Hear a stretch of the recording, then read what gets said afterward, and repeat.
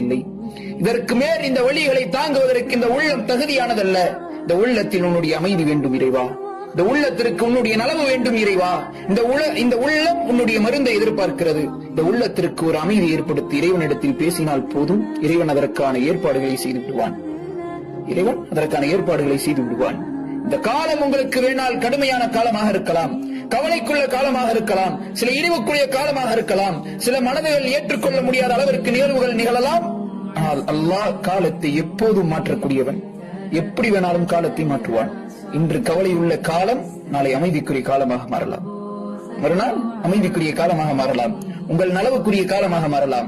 எந்த நபர்கள் உங்களை தவறாக பேசினார்களோ, எந்த நபர்கள் உங்களை புரிந்து கொள்ளாமல் உங்களுடைய உள்ளத்தை நெருக்கடி செய்தார்களோ, அதே நாவினால் அல்லாஹ் உங்களை தூக்கியும் பேசுவான்.